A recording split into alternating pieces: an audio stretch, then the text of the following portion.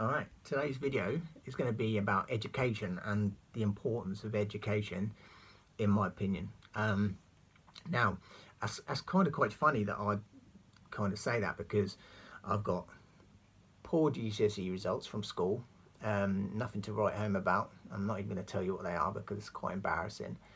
I never went to college, never went to university, and I've got nothing much to show academically for how clever I am, and I'm not, academically I'm not clever at all.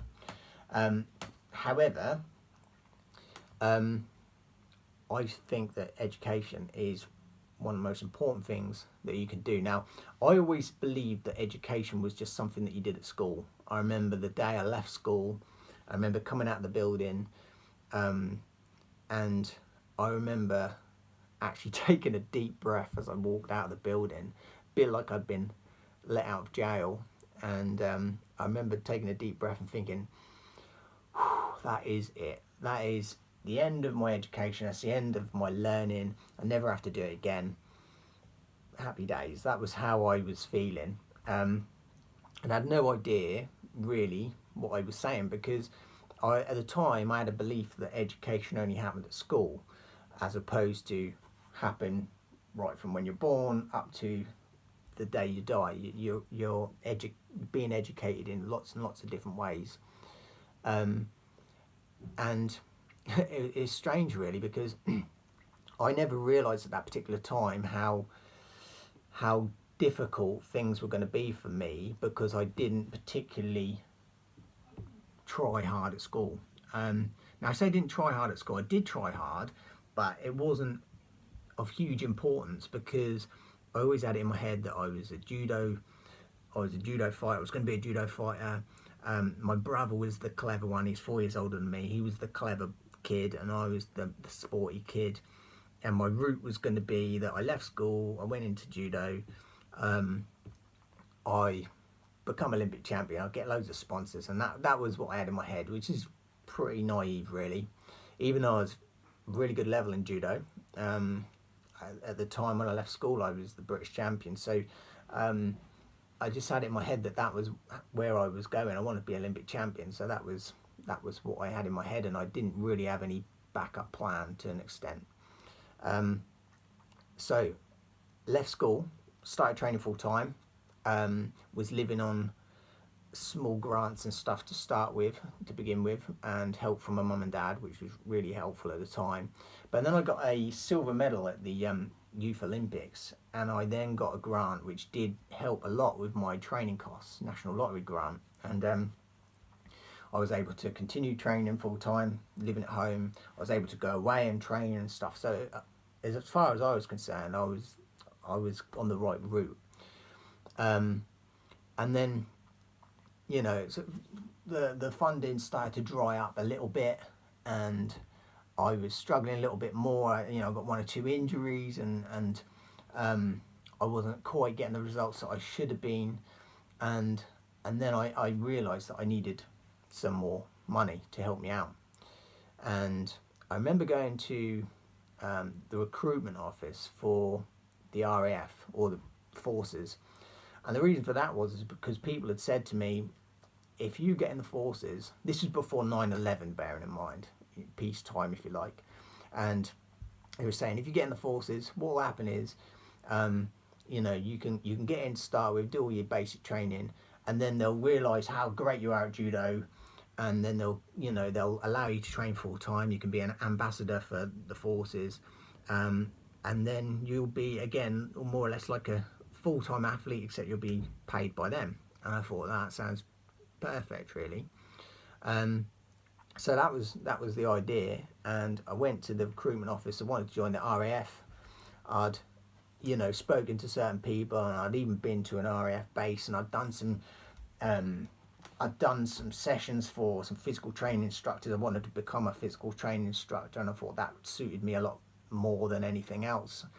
I'd done some little sessions. They thought I was really suited to it and really good, and yeah, that was where I was going to go. So did the basic aptitude test, and then I was called in to the office at the end, and they sat me down and they said, there's a bit of an issue.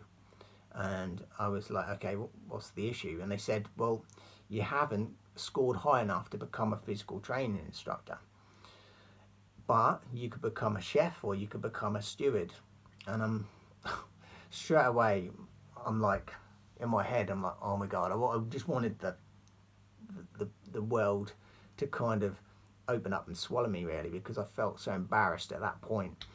You know, and I probably could have still gone in, but being a chef probably wasn't the best idea, seeing as I used to struggle at that particular time. Not a bad cook now, but at that particular time I could barely make a pot noodle or beans on toast. I was awful at that.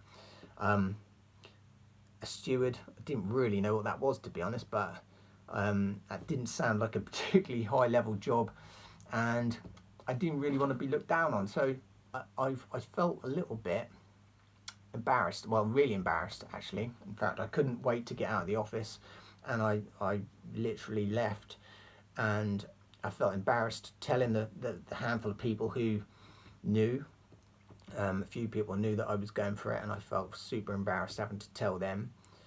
And that was really one of the first times that my education had really kind of let me down. And yeah, and then at that point, my options were smaller, and I didn't really know where I was going to go. And it did end up working out okay, but that was just one way that my education had really let me down. However, it wasn't until later on again, in between times, I'd got into reading quite a lot. My mother-in-law had got me into reading, and I started reading certain fiction books and non-fiction books, and I was reading autobiographies, and I was learning all different things, and I realised that if I got on the right subject, I did actually then enjoy learning. And then later on, I was on social media, and then there was obviously YouTube and stuff like that. And I remember there was a video come up, which I'll tell you about later on in another video. Video come up, and I was fascinated by this video, and then that kind of led me to another video, and this was on Facebook, but it was then leading me to YouTube, and then I then went on my kind of like YouTube journey, going from one video to the next, and all the time, once I'd finished, they was then feeding me another video and another video. And because I was really interested in the subject, which was like motivation, mindset, inspirational type stuff, I was just like, I was captured, and I was kind of I couldn't stop myself from watching the next video. And I didn't really worry too much. It wasn't like I was just procrastinating as such, because it felt like everything I was doing was progression.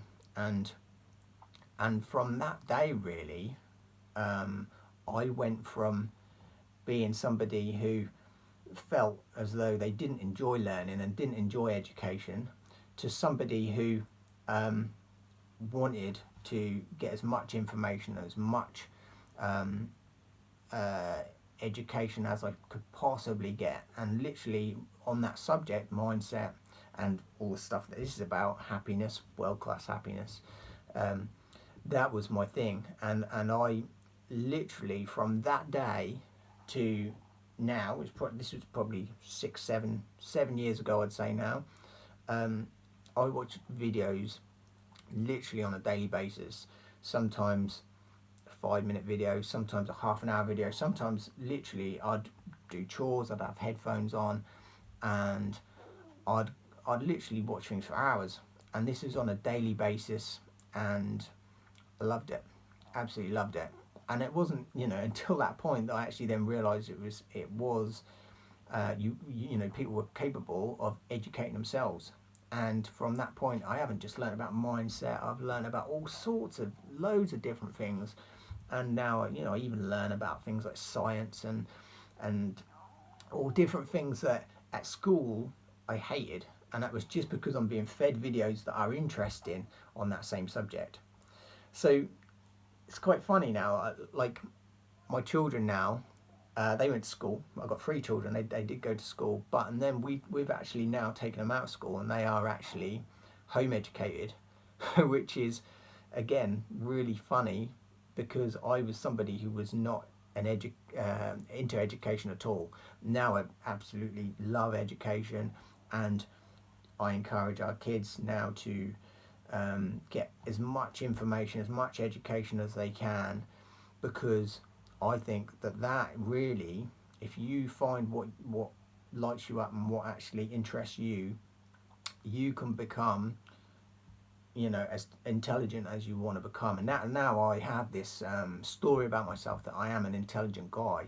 I'm a clever guy, um, and that was something growing up, and even in early adulthood, I never ever felt was me. That wasn't my identity, and now I do.